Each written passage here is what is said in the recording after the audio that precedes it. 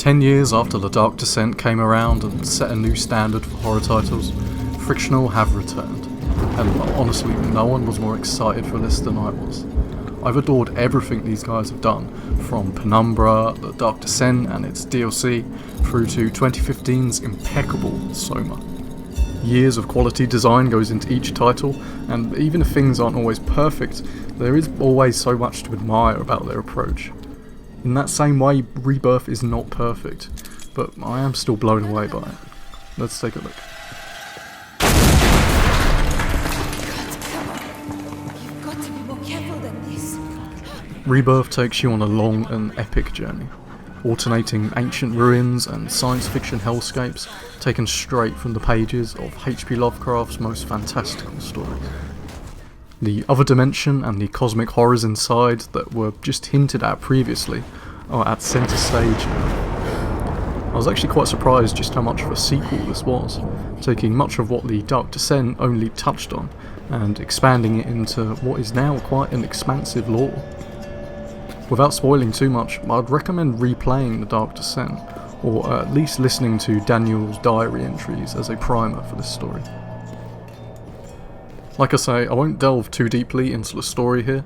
That'll be for a longer and more in-depth spoiler-filled video I'll be making later. But here's the premise. You're a lady whose plane has crashed in the Algerian desert. When you wake up, everyone is gone, as is much of your memory. Similarly to the first game, you'll be retracing the steps of your past self, remembering what happened to the other passengers. The way the game plays will be very much familiar to Frictional veterans, with its note reading, object throwing and puzzle solving, within levels set out as hubs for exploration. Though there are a number of refinements and variations within that standard formula, as well as a lot more roughly linear progression. It takes its time building things up, with it being at least an hour before you get your lantern, and an hour 15 before the first truly open area.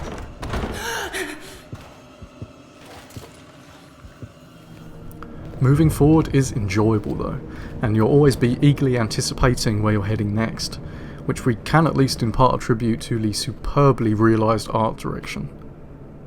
You can see for yourself just how bold and gorgeous it is, and much like a quality book, you just want to keep turning those pages, keep moving, see new places, uncovering more. Like I say, the lantern is back, though it will run out faster and your matches are limited to 10. So decisions will need to be made on when to risk moving through the darkness.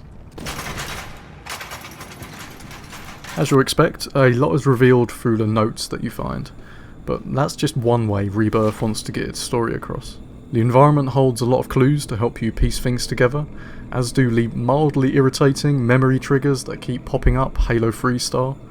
Though perhaps surprisingly, the plot is delivered much like how Soma was, through voices. A lot of them from you. Now, this approach could go one of two ways when it comes to immersing the player. Either the story is given more weight as you empathise with the protagonist, or there is a disconnect between your experience and what this main character is feeling. Of course, there are many merits to having a completely silent protagonist.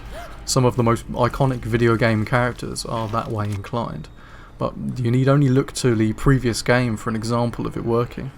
Would PewDiePie really have been so immersed if the character was constantly talking? Perhaps not.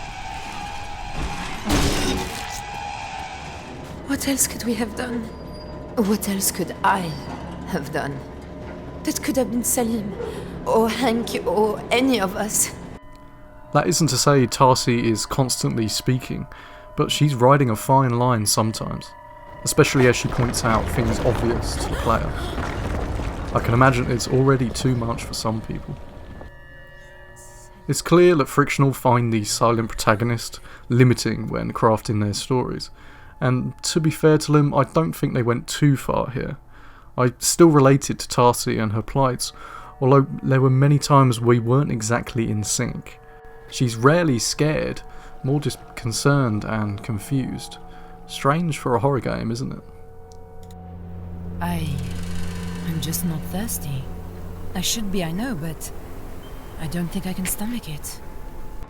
I was scared though, at least a good few times. This is what horror game reviews normally come down to, right? But is it so simple?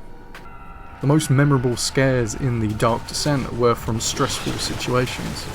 Chugging through water with that monster lurking in there, turning a crank while an evil bastard is knocking down the door behind you. Those scares are sharp and make for good Let's Plays, but what will truly freak you out is the atmosphere, and this title has it in spades. The music and the ambience will take you in and make you afraid of every noise, whether you're in real danger or not. You'll realise as you go that, yeah, you're not really in danger for much of this. These monsters are rarely out and about looking for you like you might expect. They're there and then they're gone again, with just a sound teasing that they might return. It's strange sometimes, because there are many opportunities that aren't taken to scare the player. There's a certain tenseness because of this, but this just won't work on subsequent playthroughs. And that may be the single most damning thing about Rebirth. I may not come back to it for a while because I know what its game is. Still, Rebirth is a brilliant title that didn't disappoint.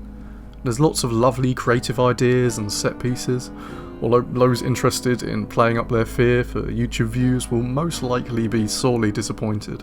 It's the story that takes centre focus here, and it's as gloriously Lovecraftian as you could hope for, though with the heart and emotion that those stories missed. It's not perfect, but few games are. The fact that there are studios spending years on games of such high quality and admirable length, which get released for only £20 is always worth celebrating. Buy it, play it, let me know what you think of that ending, and stay tuned for the deeper analysis I was talking about. Take care everyone. Peace.